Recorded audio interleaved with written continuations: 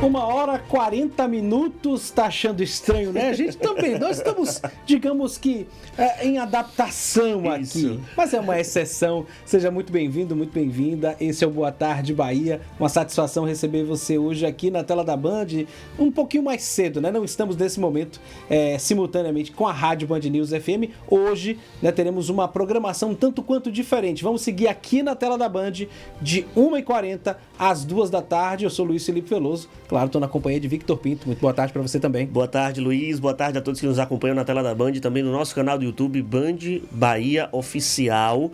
Nós estamos aqui excepcionalmente hoje, nesse horário, porque logo mais, 2 da tarde, nós teremos a veiculação do Saúde e Justiça, um bate-papo conduzido por Carol Rosa, logo mais aqui na tela da Band, mas 2 horas nós vamos entrar no nosso horário tradicional na Rádio Band News, levando muita informação, muito conteúdo, política, economia e justiça para você que nos acompanha e lembrar o nosso WhatsApp, DDD 719-8729-5248. Para ser mais rápido, ó, só posicionar a câmera do seu celular aqui no QR Code, tá? E você já cai direto no nosso WhatsApp, manda a sua pergunta, a sua contribuição, a sua colaboração. Por falar em colaboração, meu querido Gil, vamos dar aquela geral no céu da capital baiana? Vamos dar aquela olhada, como é que tá o tempo? Pronto, então vamos daqui a pouco. Daqui a pouquinho, então, vamos... A câmera tá de preguiça hoje. A câmera tá preguiçosa.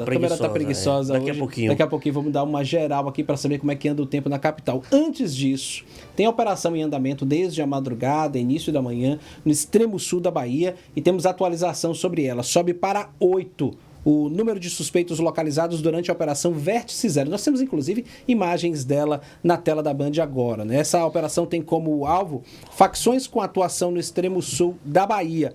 A ação, realizada hoje, encontrou chefes de facções no distrito de Caraíva, distrito de Porto Seguro, né? De acordo com a Secretaria de Segurança Pública da Bahia, entre os suspeitos, 5 foram baleados após confronto com a polícia. Não há informações sobre o estado de saúde deles. 3 foram presos. 5 fuzis, 4 pistolas, um rifle, uma espingarda, radiocomunicadores e drogas enterradas foram localizados na ação. A operação combate criminosos envolvidos com homicídios, tráfico de drogas, domínio e ocupação de terras indígenas. Mais uma operação de grande importância para que, como a gente sempre diz aqui, seja na tela da Band, no som da Rádio Band News FM, o Estado ocupe os espaços que ele talvez tenha abdicado num determinado momento, permitindo que o poder paralelo tenha se estabelecido. Então, essas ações são fundamentais para que a gente tenha restabelecida essa sensação de segurança em nosso estado. Victor Pinto. Verdade, Luiz. Falávamos da câmera, que estava preguiçosa, ela resolveu trabalhar. Vamos ver imagens agora da nossa câmera da torre da Rádio Band News FM.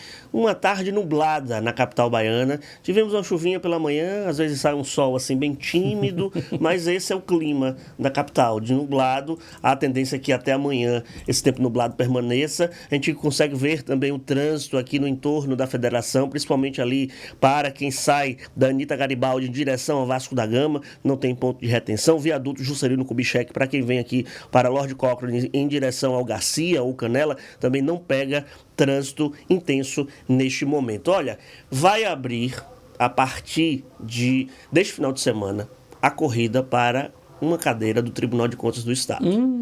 O conselheiro Antônio Honorato realiza amanhã sua última sessão como conselheiro do Tribunal de Contas, porque no sábado ele completa 75 anos. E ao completar 75 anos, ele deve se aposentar conforme o rito legislativo, conforme o que está na lei, compulsoriamente. Essa cadeira é de indicação política. E já está assim, ó, cheio de deputado, de aliados do governador, querendo esse passe para o Tribunal de Contas. Conforme eu apurei, entre ontem à noite e hoje pela manhã, existem 2 nomes fortíssimos para essa cadeira. O primeiro nome é o do deputado federal Otto Filho. Não é a primeira vez que o nome de Otto Filho surge nessa Bolsa das Apostas. No início do ano, houve essa movimentação. Tanto que o senador Otto Alencar, a gente o entrevistou aqui na nossa bancada. Boa Tarde Bahia. Conversei com ele também em reservado. Ele negava de maneira veemente qualquer movimentação nesse sentido, mas me parece que o cenário mudou. Política é igual nuvem. Cada hora está de uma forma. E aí há uma tendência para que o PSD indique essa vaga. Caso não ocorra a indicação de Otto Filho, quem está na segunda colocação nessa filinha é o deputado estadual Adolfo Menezes, ex-presidente da Assembleia Legislativa da Bahia, dentro de um acordo em que Adolfo assumiria a cadeira de conselheiro e a sua esposa, Denise, que foi candidata derrotada na última eleição em Campo Formoso à prefeitura da cidade, ela seja candidata a deputada estadual. Por que fica nessa dimensão do PSD? Porque as duas últimas cadeiras vinculadas a Tribunal de Contas, que foi do TCM, houve uma movimentação mais restrita ao PT ou lideranças do PT. Vale lembrar que a Aline Peixoto foi indicada ao TCM por uma articulação que envolve Rui Costa e o governador Jerônimo Rodrigues, ambos petistas, e Paulo Rangel, também sob indicação do Partido dos Trabalhadores. Nesse jogo de xadrez, e conforme Jacques Wagner costuma dizer, se há unidade do grupo, é porque os troféus são divididos. Então a cadeira deve ficar com algum filiado do PSD, Luiz Felipe Veloso. PSD que tem a maior quantidade de prefeituras no estado, né? Representa, portanto, um poder... Assembleia Legislativa, vereadores, tem tudo, o maior bancada de deputado estadual, o maior bancada de deputado federal, é a galinha dos ovos de ouro para quem quer ter êxito na eleição de 26, né? Fora que a Bahia tem um fator preponderante para 2026, levando em conta toda essa especulação da ida de Kassab numa possível chapa envolvendo aí um Tarcísio de Freitas pelo fato de Jair Messias Bolsonaro estar inelegível. Como diria você, né? A conferir. Isso aí. 1h, 46 minutos. Minha gente, ontem, vocês que são fiéis aqui, a audiência fiel do Boa Tarde Bahia, percebeu uma mudança repentina de rotina nossa, considerando um fato relevante ocorrido ontem, que a gente comemora aqui por não termos noticiado nem termos informações a respeito de vítimas, ainda bem. Mas ontem, um baita susto, 100 pessoas foram resgatadas aí do mar após um catamarã bater em um barco com 2 pescadores na Baía de Todos os Santos e ficar à deriva ali nas imediações de Caixa Pregos, né, na ilha de Itaparica, região metropolitana de Salvador. Esse acidente aconteceu ali por volta de 1 da tarde ontem e a gente ontem, já no Band Cidade, trouxe um apanhado. Então, trazer essa reportagem, entender o que foi que aconteceu até aqui, já que as investigações, a Capitania dos Portos deve concluir num prazo aí de 60 a 90 dias. Vamos conferir a reportagem, portanto. De um lado, o pânico dos ocupantes do barco pesqueiro praticamente destruído. Aí, velho, como é que está aqui, ó, a situação aqui, ó, o catamarã lá, ó. Do outro, passageiros do catamarã atordoados. Alguns foram jogados no mar com o impacto. O acidente aconteceu por volta de 1 da tarde na região de Caixa Pregos, perto da ilha de Itaparica, região metropolitana de Salvador, envolvendo o catamarã, que fazia a travessia de Morro de São Paulo para Salvador, com 96 passageiros e 4 tripulantes, e um barco com 2 pescadores. O catamarã atingiu em cheio o barco pesqueiro que estava parado no mar. A Capitania dos Portos não informou se as embarcações estavam com as licenças em dia para navegar. Essa é uma das informações que o inquérito aberto deve revelar em até no máximo 3 meses. O catamarã é uma embarcação empregada regularmente aqui no transporte de passageiros entre Salvador e Morro de São Paulo, mas tudo isso, análise documental, tanto das embarcações quanto dos seus tripulantes e a avaliação do que aconteceu no momento do acidente vai ser feito no decorrer do inquérito. No meio da tarde, as vítimas resgatadas por uma ação conjunta da Marinha e Corpo de Bombeiros foram trazidas para o terminal náutico da capital baiana. Muitas estavam em choque, outras aliviadas. Cara, eu só escutei o barulho, um barulho muito forte, tá? A gente não sabia o que era. A gente olhou pela janela, viu que tinha uma embarcação pela metade, né?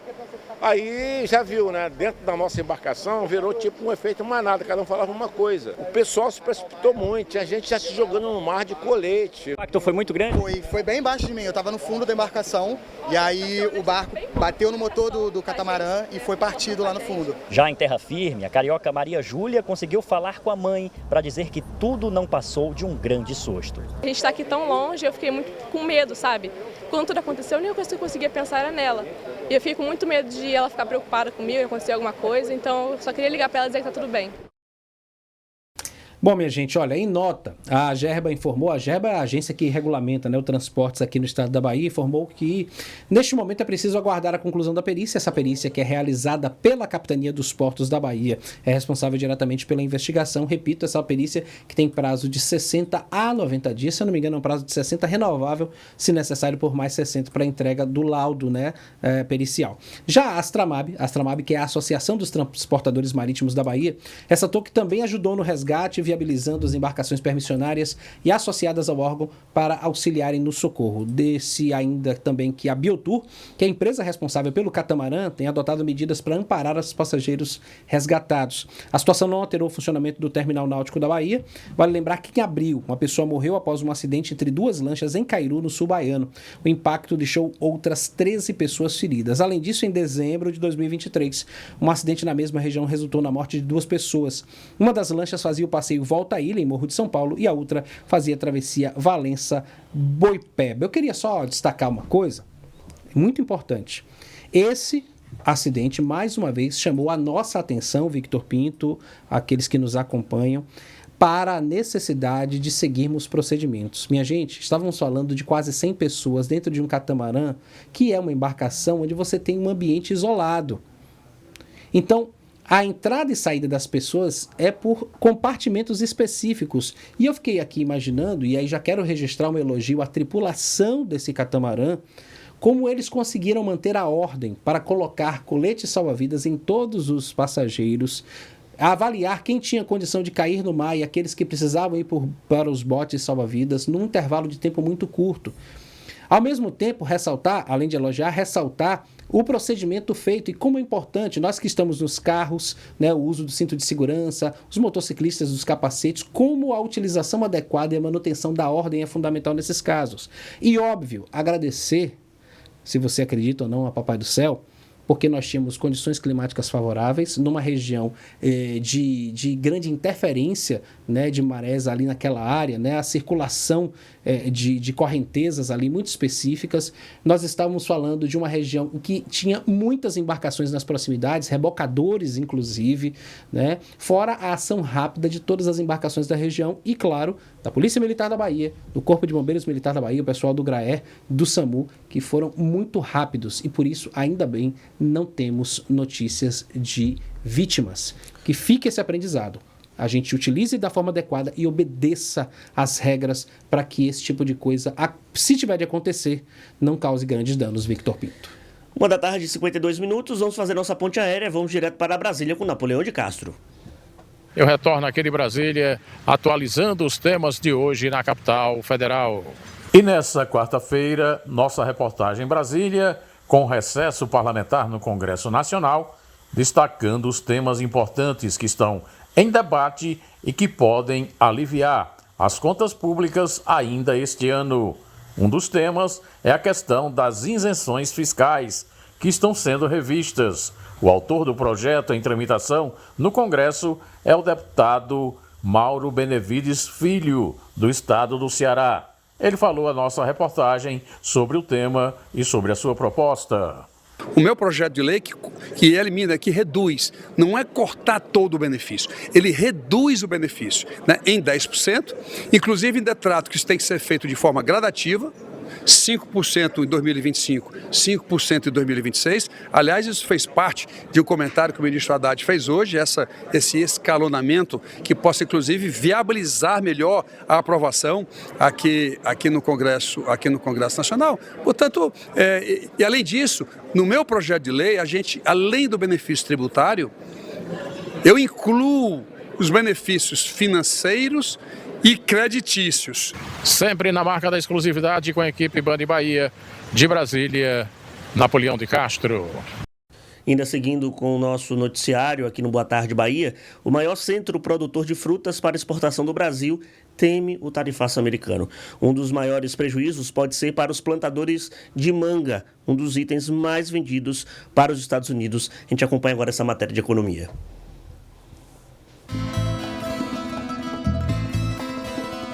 O tempo ajudou, não faltou água para a irrigação, os fruticultores estavam animados para colher a maior safra de manga da história.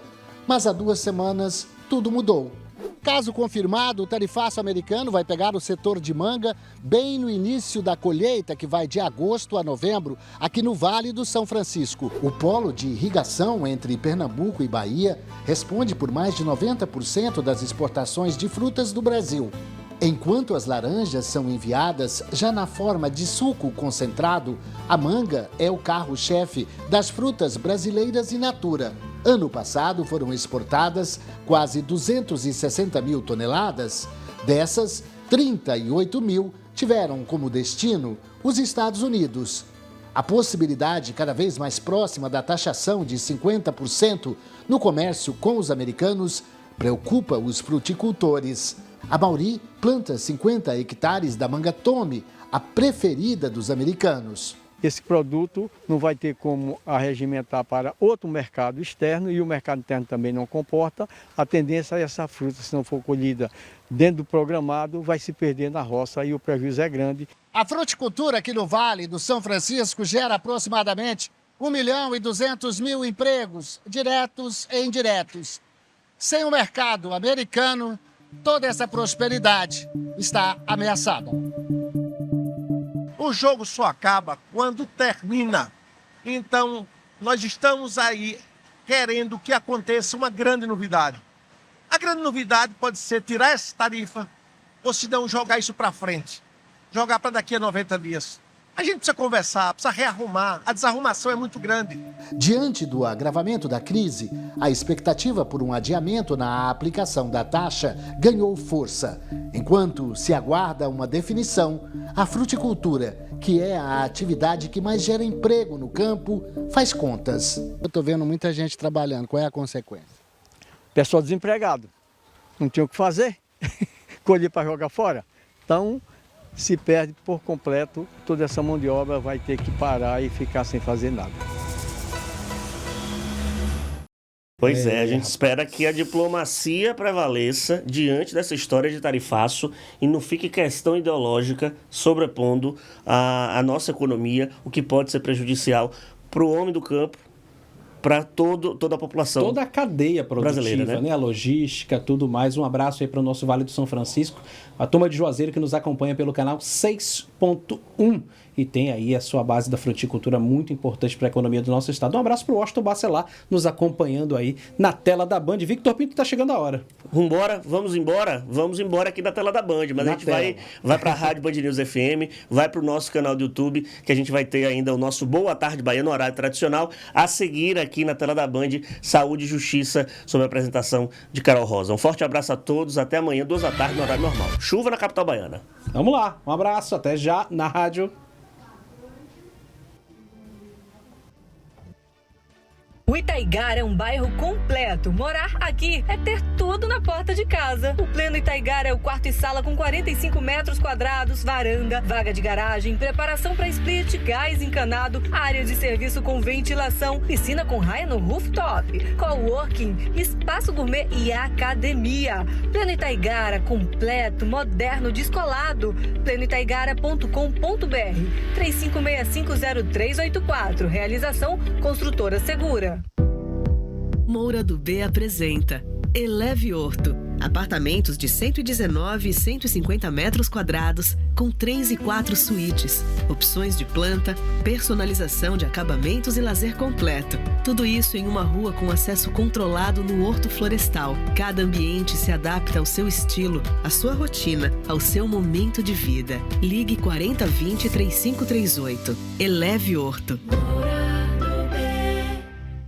Pegar a estrada? Então escuta essa. Faça uma pausa para cuidar de quem vai te acompanhar durante a viagem. O seu carro. Passe em uma concessionária Chevrolet e aproveite as ofertas. Revisão preventiva a partir de 30 mil quilômetros com 20% de desconto em até 4 vezes sem juros. E troca de óleo e filtro a partir de 6 vezes de R$ 29,00 sem juros para motores 1.0 e 1.4, exceto turbo. E o melhor, tudo com mão de obra inclusa. Faça uma revisão de férias e viaje tranquilo. Desacelere, seu bem maior é a vida. Chevrolet. Chegou a hora de você garantir o seu Toyota zero na Gebor. Confira estas ofertas. Toda a linha Corolla Cross com 3 revisões grátis. Corolla Altis híbrido 2025 com 3 revisões grátis e bônus de R$5.000. E mais, toda a linha Hilux 2025 com taxa zero. Gebor, mais perto de você. Comércio Pituba, Bonocô e Santo Antônio de Jesus. Acesse gebortoyota.com.br. Desacelere, seu bem maior é a vida. Agora, Boa Tarde Bahia, com Victor Pinto e Luiz Felipe Veloso.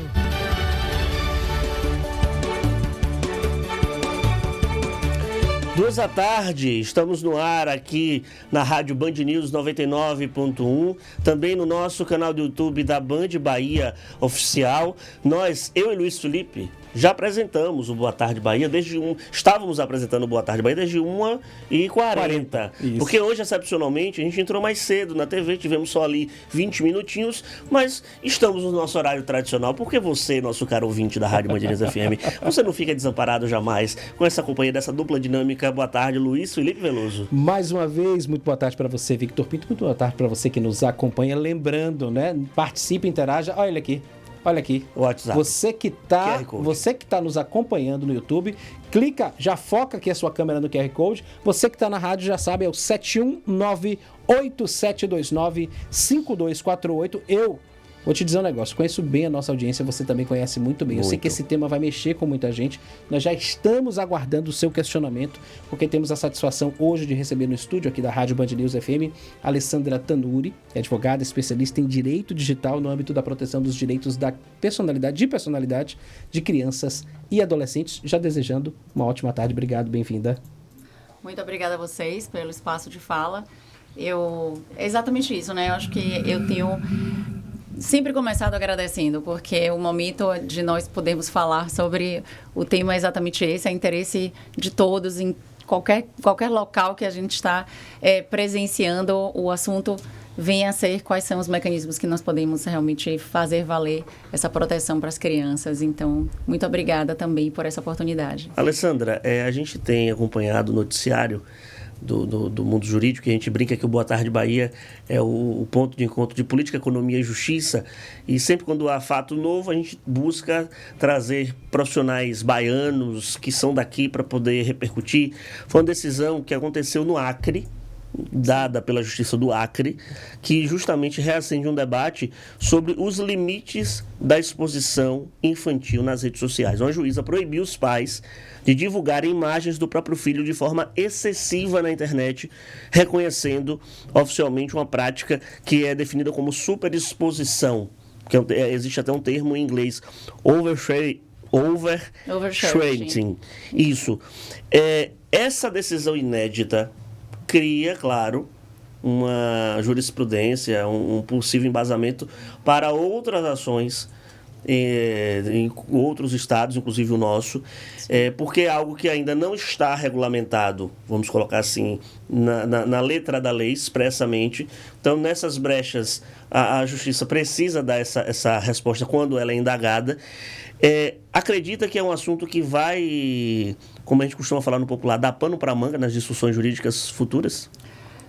Bom, então, na verdade, nós estávamos ansiosos por uma decisão nesse sentido. Eu vou retroceder um pouquinho só para poder explicar ao público que está nos ouvindo do que se trata, inclusive, essa denominação de sharing. É uma palavra que hoje ela é mundialmente conhecida, ela já integra vocabulários, inclusive, de outros países, e nós estamos importando e estamos nos familiarizando em vamos dizer assim, falar que este fenômeno da hiperexposição das crianças na internet, quando feita pelos pais, ela possui um nome específico que vem a ser o sharing. Por quê? Porque o sharing é uma junção de duas palavras, que é o share, que é o dividir, pelos parentes. Então, é uma forma de parentalidade compartilhada. Então, ele dá nome a um fenômeno, né? Então, assim, os pais, eles possuem uma liberdade para exporem seus filhos na internet? Sim, possuem. Também garantidos na Constituição a sua liberdade de expressão. Mas essa liberdade, ela não é absoluta. E, ao fazer de uma maneira exagerada, exacerbada e sem nenhum tipo de ponderação, você cria o oversharing, que é a hiperexposição dessa mesma prática. E quando feita dessa forma, completamente sem supervisão e muitas das vezes com intenções de monetizar a sua própria criança ao expor, né, você está criando uma série de situações que violam direitos das crianças, inclusive de imagem, de honra, de privacidade, as quais elas, enquanto sujeita de direitos, possuem, independente do seu também direito de expor como pais, né? Então, a decisão que a juíza do Acre proferiu, ela é um grande ganho, porque quando as crianças elas são colocadas na internet, elas não possuem um sistema legal ainda no mundo virtual, e ainda que o ECA e a Constituição, e ainda que outros normativos jurídicos nossos também sirvam para o mundo virtual, sem que você precise estipular serve para o mundo virtual, porque eles são sistemas de proteção, e no âmbito geral, o princípio da proteção da criança, ela é absoluta, mas nós não temos ainda uma regulamentação de trabalho artístico infantil na internet, como nós temos, por exemplo, para uma propaganda, para quando as crianças, elas precisam ser expostas. Então, é necessário de que as crianças, quando estejam na internet para esses fins de propaganda, elas tenham um alvará judicial, elas tenham uma autorização, para que elas tenham um acompanhamento. Então, acho de que, como você falou, tipo, o sharing que a juíza do Acre, ela identificou como danoso para as crianças foi num caso de pais separados, aonde a mãe era influenciadora, aonde o pai estava expondo a criança a fim de colocar, enfim, né, situações ali. A criança vira um produto, né? Isso, a serviço da rede social da mãe. Exatamente. E aí ela viu realmente de que o que acontece? Não existe muita informação por parte dos pais de que eles podem ser responsabilizados, tanto civil quanto penalmente, por essas exposições que não levam em conta também o consentimento de um menor, porque eles também são incapazes. Entretanto, nós e a grande maioria dos pais, vamos falar só dessa parte que não monetiza, a grande maioria dos pais que colocam as fotos das crianças na internet fazendo o novo álbum de fotografia sim. que nós tínhamos antigamente. Faz até um perfil do Instagram, né? Para fazer o passo a passo, etc. E tal. Por diversos motivos, né? Sim. Por compartilhar o tal do share. Você quer compartilhar os ganhos, você quer compartilhar o desenvolvimento. Minha filha mesmo já faz, já pede. Papai, vamos tirar foto? Então já é a criança já começa a se sentir participante daquele contexto, daquele processo. Naquele momento. Quando essa criança, ela começa muitas vezes a virar adolescente, por exemplo, ela pode virar e falar: papai, eu não gostei daquela foto que você colocou na internet há tempos atrás. Então, assim, tempos atrás você colocou, isso é uma das coisas, né? Então, assim, tempos atrás você colocou uma foto. Hoje eu estava vendo um depoimento de uma pessoa que me procurou e dizendo: olha, aqueles piniquinhos que a gente compra na Fisher Price, não sei o que toca a música. Gente, eu tenho vários vídeos, ela me contando, eu tenho vários vídeos do menino ali, que toda vez que ele ia fazer pipi, não sei o que, o negócio saía correndo, enfim. E aí agora, meu filho adolescente virou e falou: mãe, na escola, existem pessoas que têm acesso aos meus vídeos, e entrou no Instagram da minha mãe e viu eu naquela situação. Em tempo de bullying.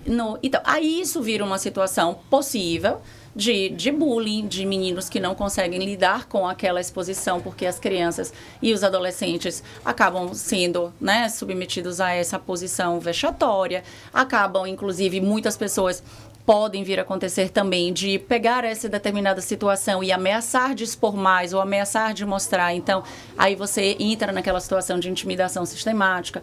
Então, retirar esse conteúdo da internet, ele, né, é exatamente hoje o que todo mundo começa a conversar, e aí pode, não pode, qual é o papel da plataforma, qual é como é que a gente pode fazer valer isso. Nós não temos o direito ao esquecimento.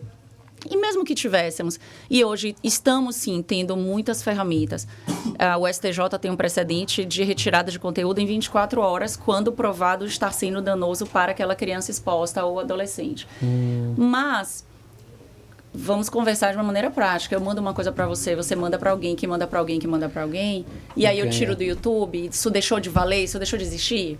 Então, agora grega. Então, isso é o sharing. O sharing que, e no embasamento, ela fala exatamente sobre isso. que você pode compartilhar os momentos, né? Ninguém está aqui dizendo que não existem direitos para que você o faça. Nós vivemos no mundo da internet, nós não temos como retroceder, nós temos que arranjar meios de evoluir junto. Mas é um ambiente realmente perigoso.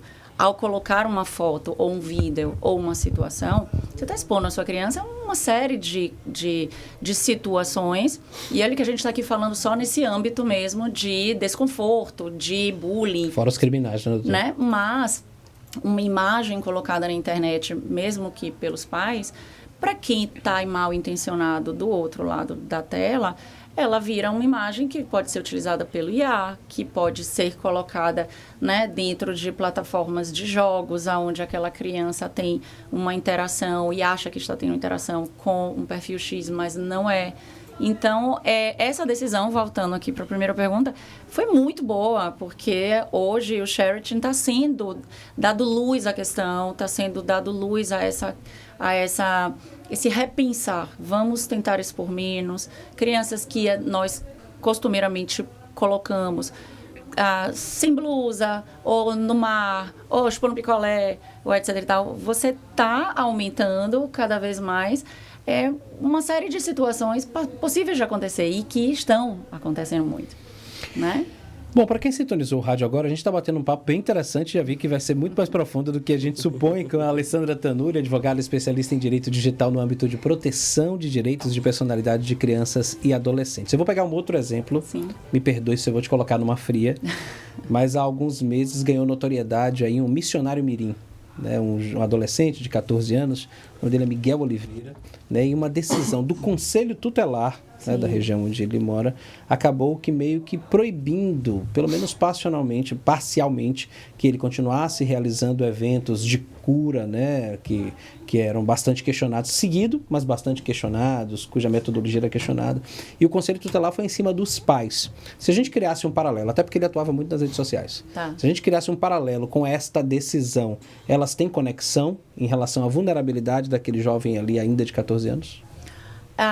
Total, porque o Sheraton, que da juíza que nós estávamos começando, né, ela fala sobre a exposição de fotos e de compartilhamento de dados daquela criança vulnerável nos meios sociais.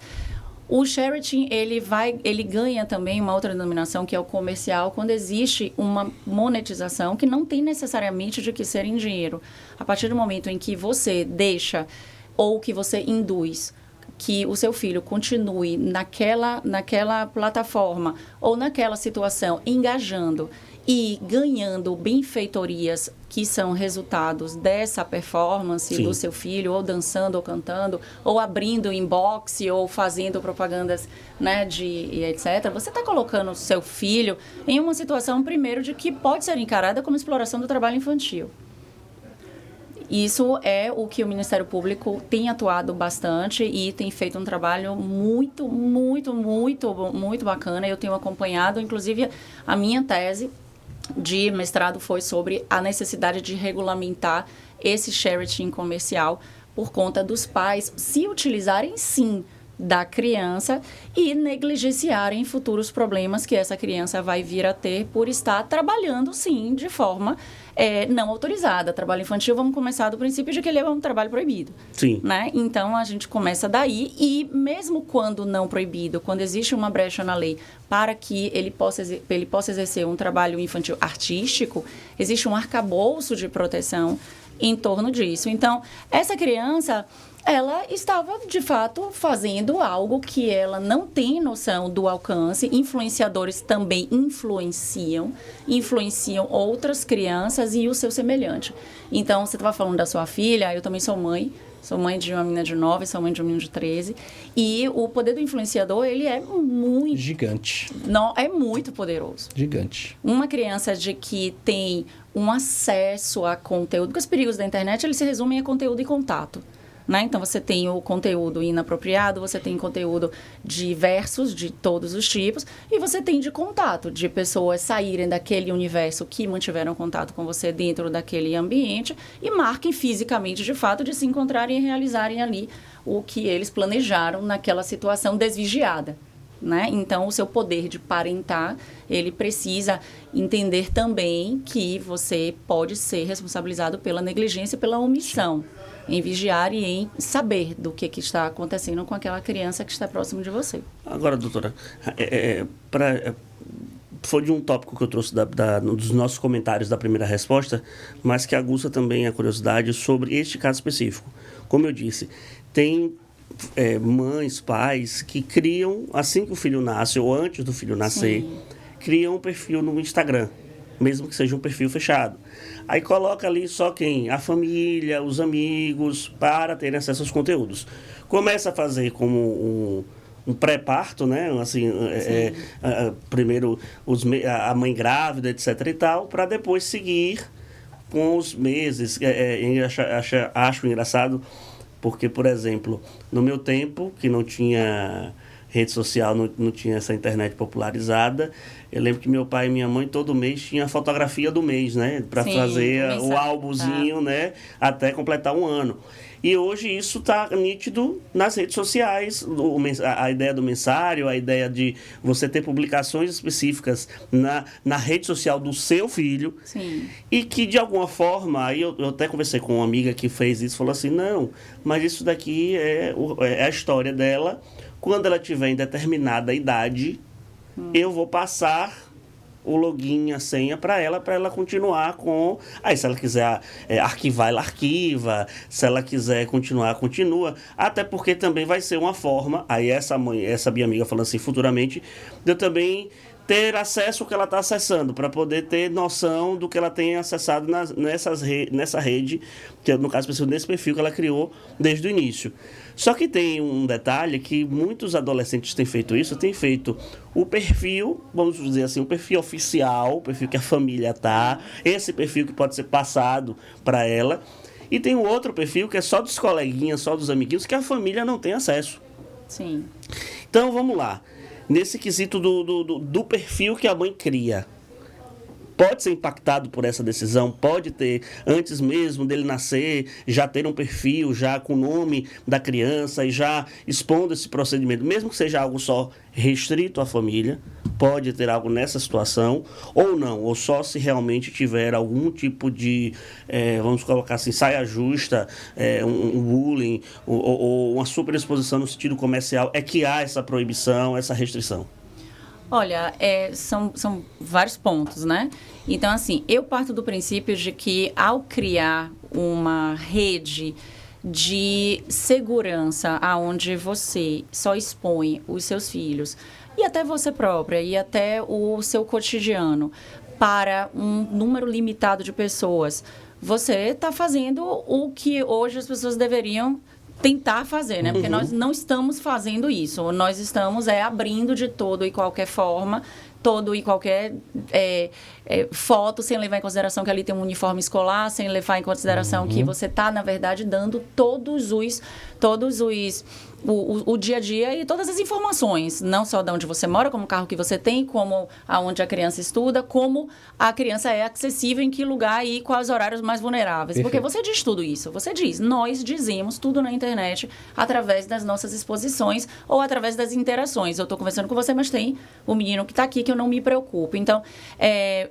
eu sempre volto para que todas essas situações, de qualquer maneira, quando a gente para um pouco para pensar de que não temos o controle, e que do outro lado tem pessoas querendo saber onde que estudam, tem pessoas querendo saber qual é o horário que sai de casa, tem pessoas querendo saber que horas é aquele balé, onde é que faz aquele tênis, tem pessoas querendo saber.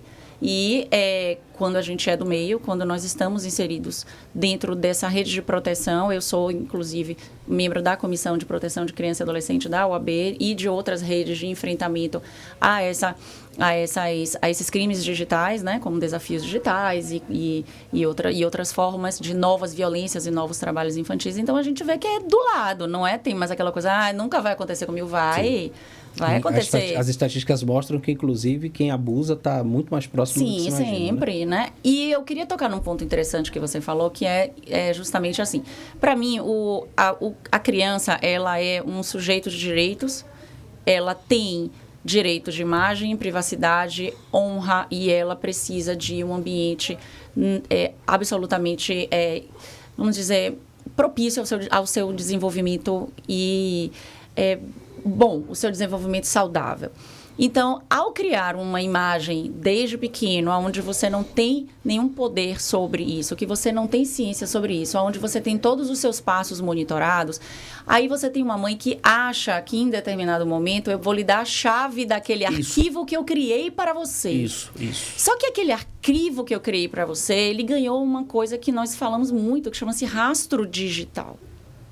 E aquela criança ou aquele adolescente pode não estar de acordo nem com o que foi feito, nem como ela se sente a respeito de hoje ela não poder retirar o que já foi visto por tantos e o que já foi usado e manipulado e divulgado para todos. Perfeito. Existem estatísticas e eu não vou dizer muito nem estatísticas, mas existem, porque a gente lê, a gente estuda, eu sou uma acadêmica, mas eu tenho um filho adolescente.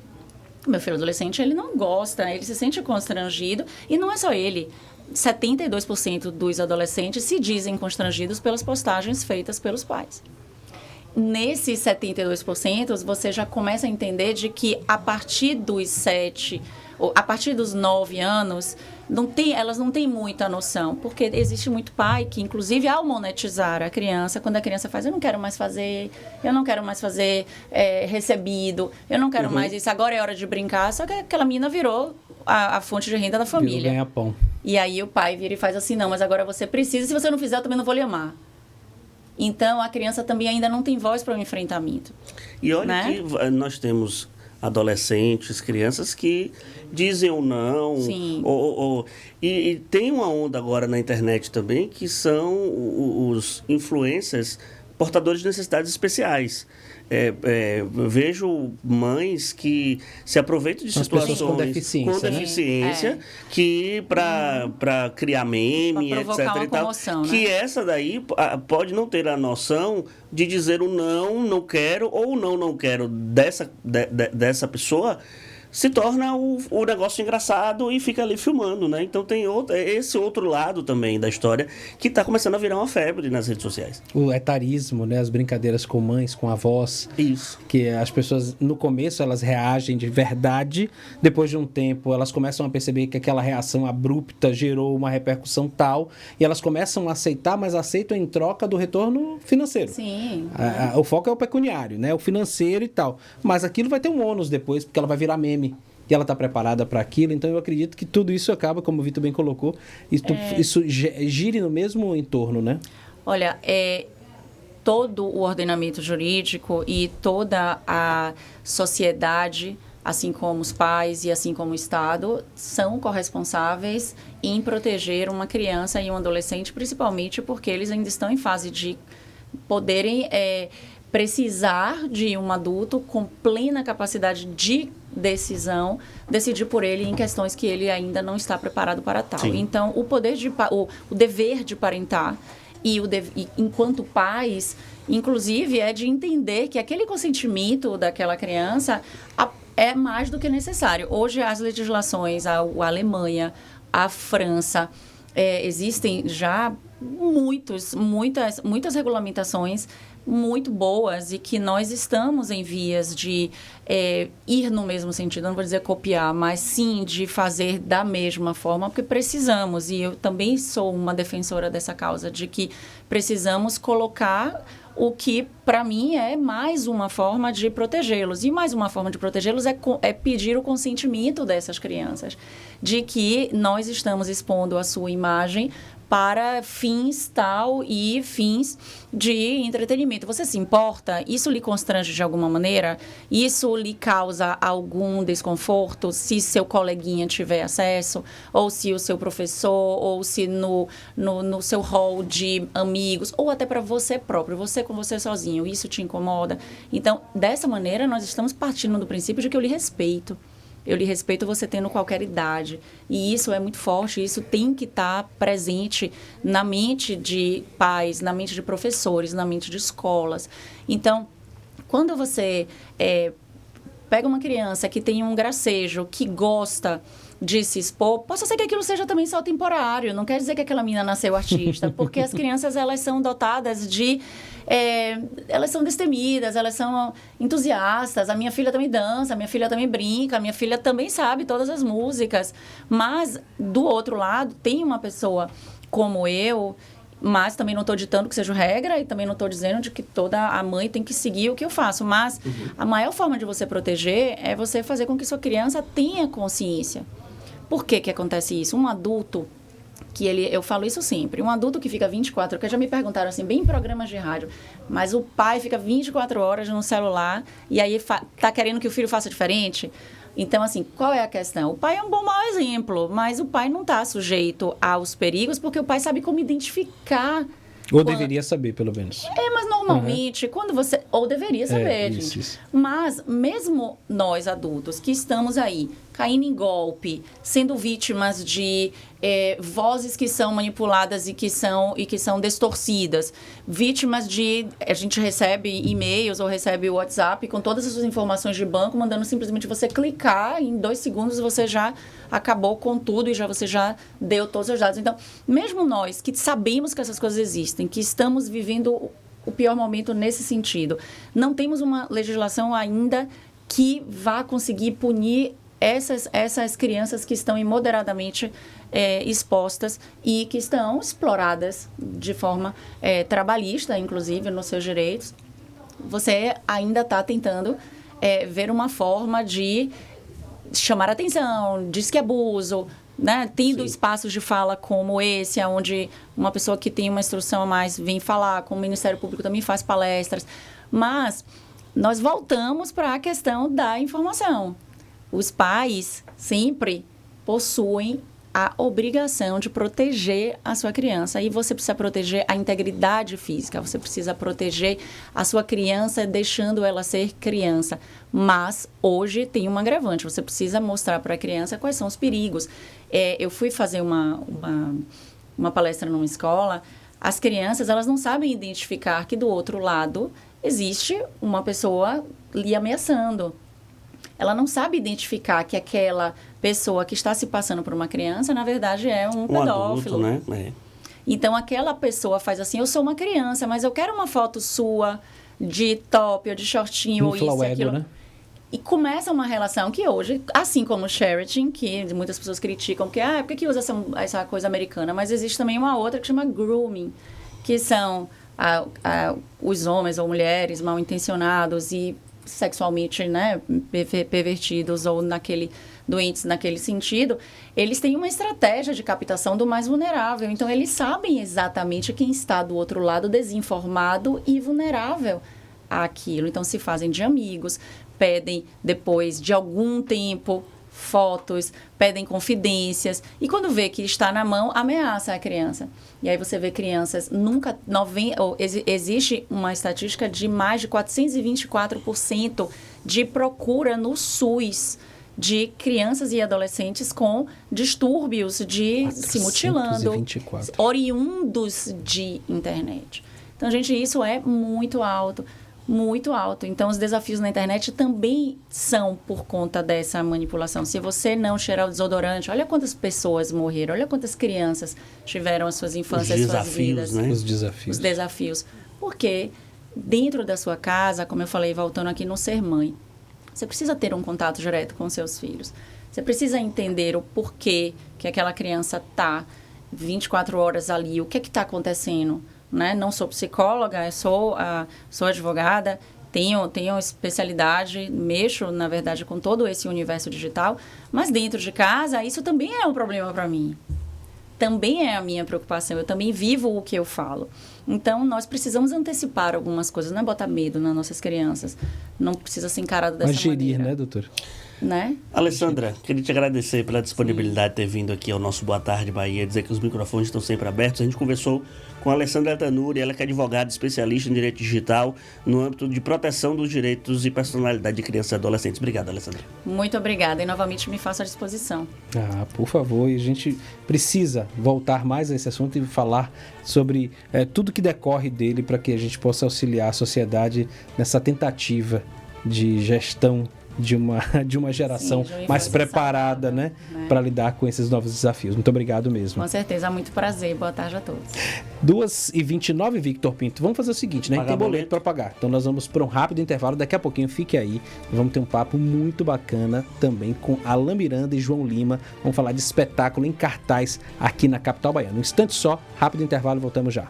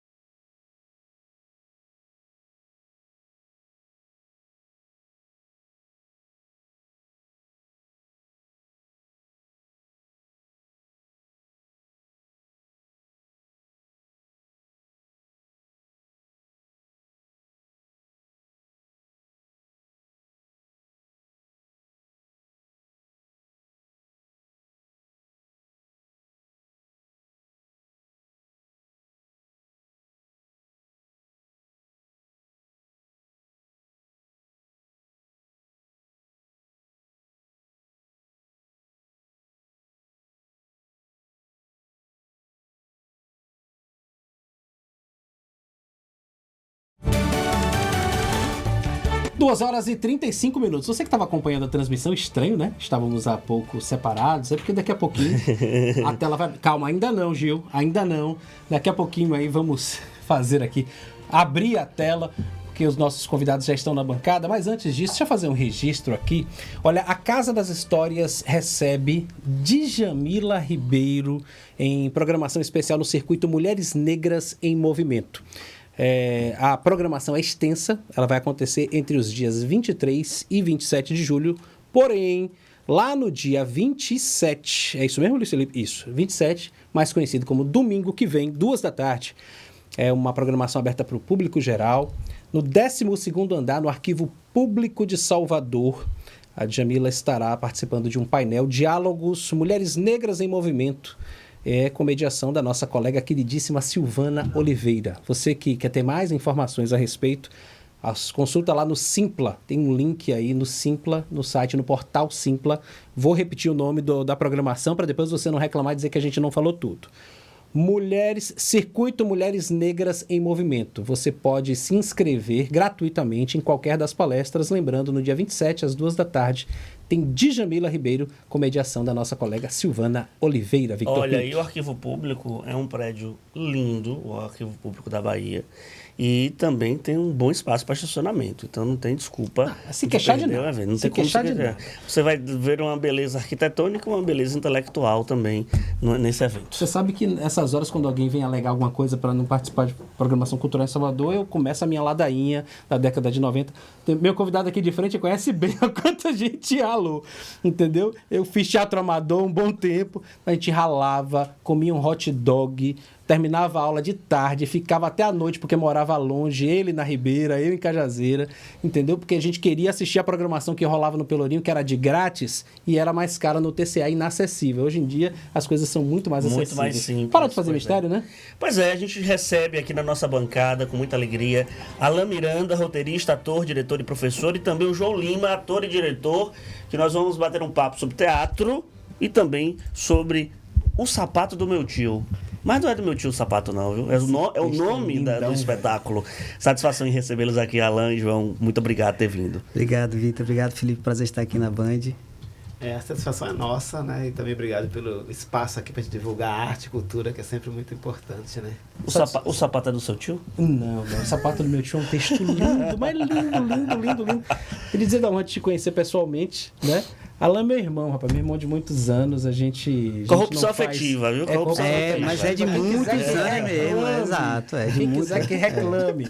Mas a gente brinca, né, que quando tem que comer do bom e do melhor junto, a gente come, porque a gente já comeu...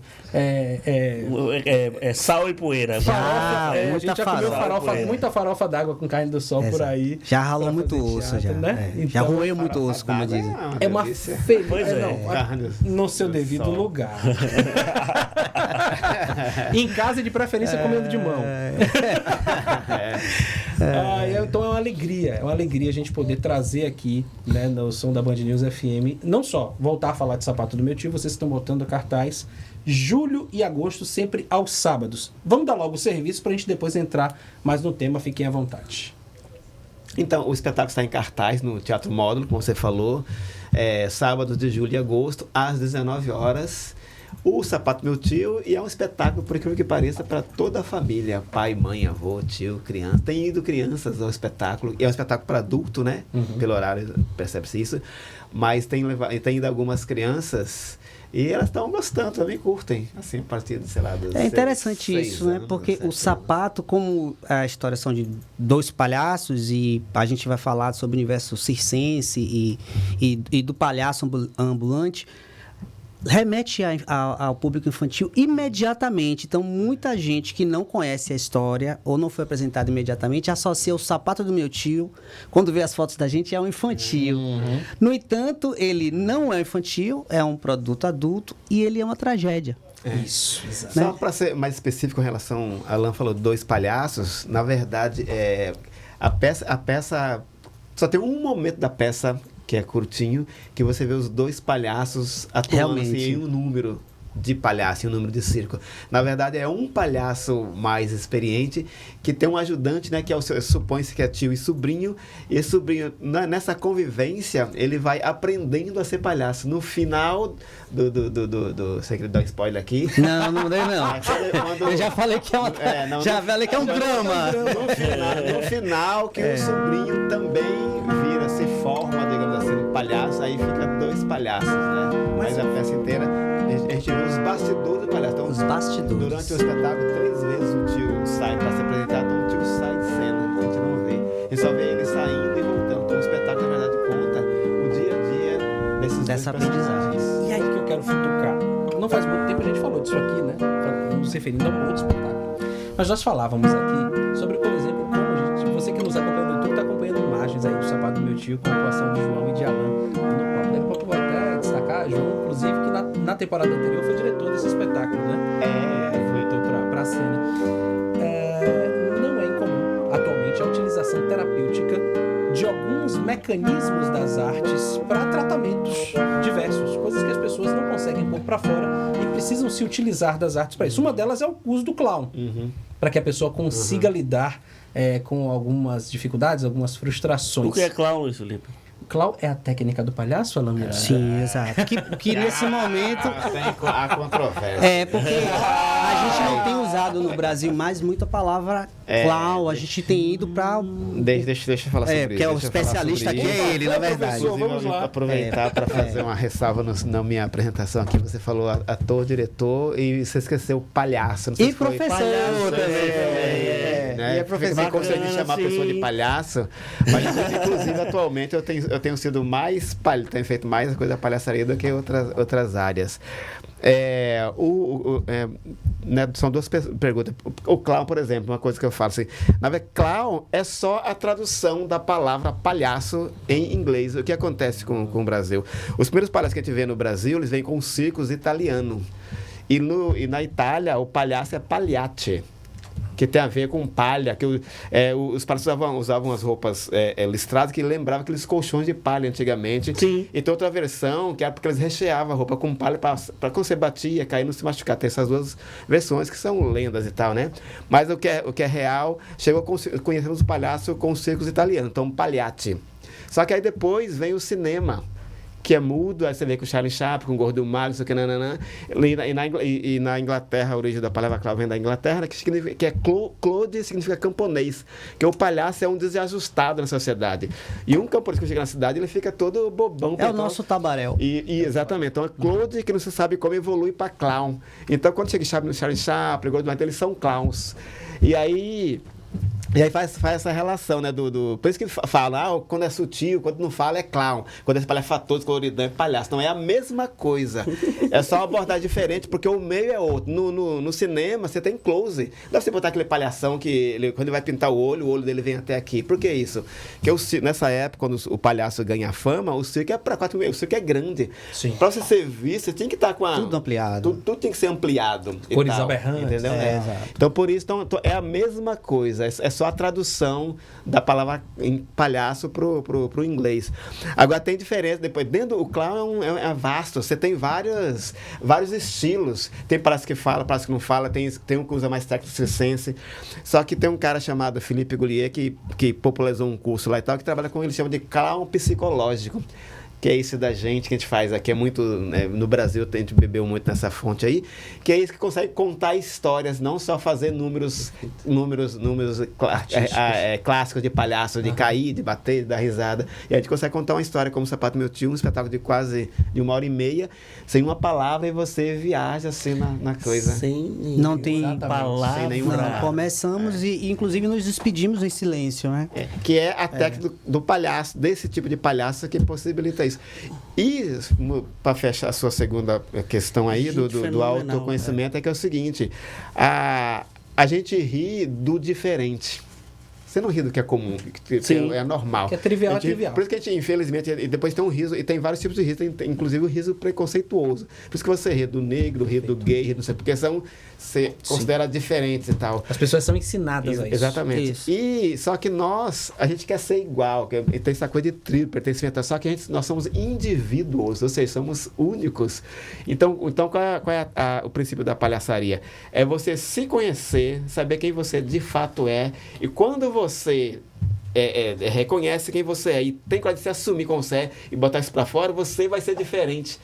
Então, possível de ser ridículo. Ridículo. Então, ser palhaço, você passa por um autoconhecimento. E pior que isso, a autoaceitação. Errar você tem que aceitar, eu tenho perna fina, eu sou dentuço, eu sou gordo, eu sou meio abestalhado. Ser diferente é que é a questão, não um problema. Não é problema, Exato. E uma coisa que eu gosto de falar nas minhas oficinas é assim, o que tem de diferente não é defeito, são características que te autenticam, que diz que você... Se eu olhar, alguém que te conhece e ver você de costas, sabe que é você. Não, aquele ali é... Aí, uma coisa que eu vou falar de Michael Jackson. Michael Jackson fez o quê?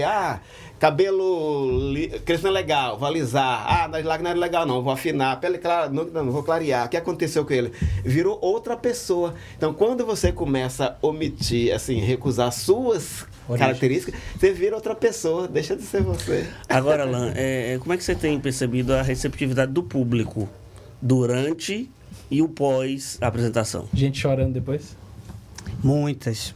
Acontece muito de a gente estar no camarim, quem consegue ir, né? No camarim, porque a gente sai muito cansado, então a gente tenta não ter essa coisa que é comum hoje no teatro, de a gente ir lá para foyer, falar com a gente não consegue, a gente está muito cansado. O pessoal chega, assim, algumas pessoas a gente tem que abraçar para lidar com isso, porque como vocês brincaram no início, né, o tio e o sobrinho, só que quem está assistindo, independente de ser criança, adulto, a gente está reconhecendo a nossa criação ali, a forma como a gente, muito de nós, né, boa parte da nossa geração, porque o sobrinho e o tio não tem fala, a relação é muito no fazer, é muito na ação, e esse tio, ele quer passar para o sobrinho tudo que ele sabe antes que ele possa partir. E essa é boa parte da nossa relação com nossos pais, com os nossos professores. A gente... algumas pessoas nunca ouviram "eu te amo", das pessoas que nos deram o nosso caráter. Uhum. Então, é imediata essa conexão com o espetáculo, porque o espetáculo ele vai falar, na verdade, da gente. E essa coisa que o João fala, a comédia, ela se dá porque você vê o diferente. Mas o diferente e o novo, eles são uma forma de catarse diferente do drama. Por que é terapêutico? Porque a catarse, o objetivo dela é a gente aprender sem estar no lugar do outro. Então, quando eu vejo um drama e uma pessoa sofre, quando acaba, eu sofri, mas eu vou poder comprar pão na padaria depois. Enquanto o personagem lá morreu, sofreu, isso acabou. Eu aprendi com ele. Quando eu assisto uma comédia, uma situação cômica, é um novo que apresenta, não sou eu. E esse novo é uma catarse diferente, porque eu preciso me recolocar em relação a isso. Aí você vai ter, como o João falou, a comédia que vai colocar o oprimido para a gente rir, porque a gente não é oprimido, mas também temos a comédia que coloca o opressor para a gente rir, porque nós também não somos opressores. Então, a comédia, como o drama, tem caráteres educativos diferentes. O Sapato do Meu Tio tem os dois. Ao longo do espetáculo, você vai ver muita comédia nessa relação oprimido e opressor, mas daqui a pouco, em determinado momento do espetáculo... A chave vira, né? A chave vira e tá todo mundo fungando. E outra, minha gente, quando a gente... o bom desse espetáculo é que é o seguinte, muitos de nós, os neófitos e aqueles que somos entusiastas, vamos tendo contato direto com o texto que não tem texto. Exato. E isso é espetacular. Quando montou esse espetáculo em 2005, ele foi indicado pro prêmio, né, Braskem em várias categorias, direção, foi um sucesso e tal. Inclusive a melhor texto. Eu assisti no Teatro Jorge Amado. Não ganhou, mas foi indicado. Sim, melhor texto. Ele ganhou o melhor espetáculo, melhor direção e melhor ator. Que hoje é o diretor, né? Que é Lúcio Tanquese, que ganhou como ator. E ele fazia o tio e agora eles inverteram, né? João passa a ser o tio, era o diretor, e Lúcio dirige agora. Alan, João, sucesso, dizer que a Band News FM está sempre de microfones abertos para os projetos futuros. Só para reafirmar para quem está acompanhando a gente, o Sapato do Meu Tio no Teatro Módulo, quais horários? Sábados, 19 horas. Então, aos sábados. Agora, julho, a gente está já finalizando o mês de julho, ficamos o mês de agosto todo. É importante dizer que esse espetáculo ele é financiado pelo edital Lia da Silveira, através do PNAB, que é o Plano Nacional de Cultura Aldir Blanc, através da Secretaria de Cultura do Estado, Governo do Estado, Ministério da Cultura. Que memória. Perfeito. Tá vendo aí? Perfeito. Saindo daqui, vocês vão ali com Verena Veloso, porque a gente vai deixar registrado isso na agenda cultural também, por gentileza. Viu? Prazer. Satisfação enorme recebê-los aqui. Prazer estar aqui com vocês. Faltam 10 minutos Mais para as boleto? 3 da tarde. Eu tenho muito boleto para pagar ainda. Matheus do Carmo já tá me olhando feio ali. Aquela carinha fofa ali, mas ele fica regulando o tempo da gente. Mas Tá vamos lá, vendo? vamos para o Rápido boleto. intervalo. Voltamos já já com Roger Caroso e as dicas de cinema, hein? Já já.